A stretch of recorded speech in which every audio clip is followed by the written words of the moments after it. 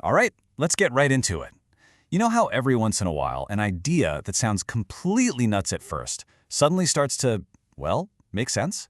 Today, we are breaking down one of the most interesting investment ideas floating around right now. It's a story about how a company famous for its spy tech could, maybe, become a source for your passive income.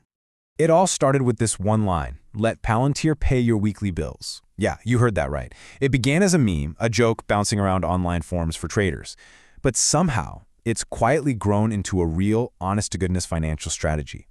The idea is a little wild, I'll admit, but it's simple. What if you could own a tiny piece of the world's data plumbing and use it to pay for your life today?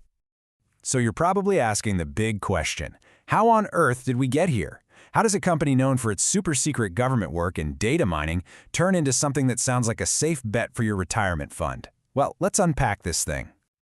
Okay, first up, the joke becomes the plan. We're going to look at the core logic here and how it totally flips the script on what you thought Palantir was all about. So here's the big idea in a nutshell. The whole argument is that Palantir is basically turning into an AI utility. Think about your power company. You flip a switch and the lights come on. It's essential. Well, Palantir is selling something that's becoming just as essential for huge companies and governments: predictive intelligence. They literally can't run their operations without it anymore. All right, so to really get this thesis, we've got to look at the company's pretty wild transformation. I mean, to see its future as a utility, you first have to understand its past, which was anything but boring. It's been a radical change, of course. And this just lays it out perfectly. It's night and day. On one side, you've got the old Palantir, spies, counterterrorism, all that cloak and dagger stuff. On the other side, the new Palantir, a profitable, predictable AI platform. And that last word is key: boring. And let me tell you, in the world of investing, boring can be absolutely beautiful.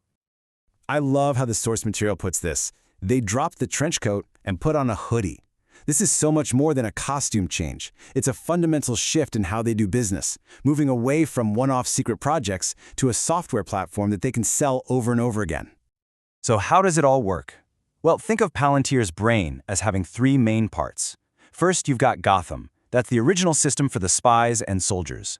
Then there's Foundry, which they built for big corporations. And the newest piece is AIP, their artificial intelligence platform.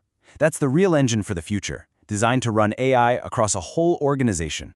Now, this is absolutely crucial to understand. Palantir isn't just selling you a piece of software you can cancel next year. No, it sells dependency. Once a client, whether it's the Army or a Fortune 500 company, builds its operations on top of Palantir's platform, it becomes almost impossible to rip out. That means the revenue is incredibly sticky.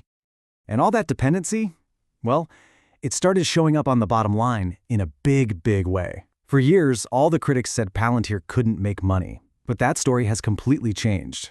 Which brings us to the company's cash flow awakening. Let's just walk through the timeline here. They went public back in 2020. But the real game changer was around 2024, when the company actually started making money from its operations. And since then, the cash has just been pouring in. You can even see it in how they talk. They've gone from sounding like a speculative startup to a serious, mature business. This comparison really brings that whole utility idea home. Your power company sells electricity to millions of people who pay a small bill every month.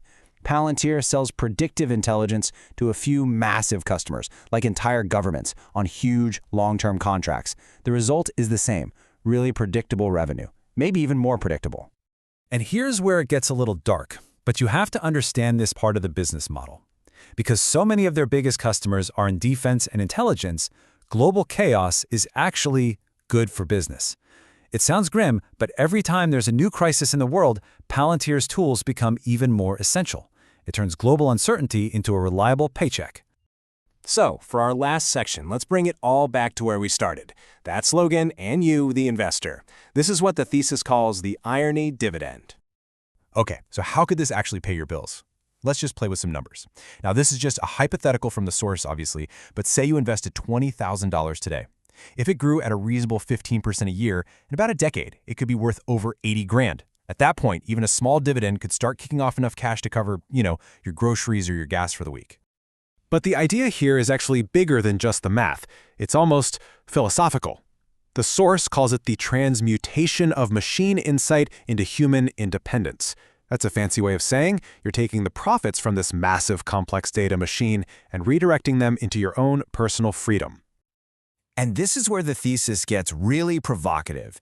It basically says, look, if you think the whole system is rigged by these giant, powerful entities, you've got two choices. You can stand on the sidelines and complain about it, or, since this particular entity is a public company, you can buy a ticket and collect your share of the rigging fee. It's cynical, for sure, but it's also incredibly pragmatic.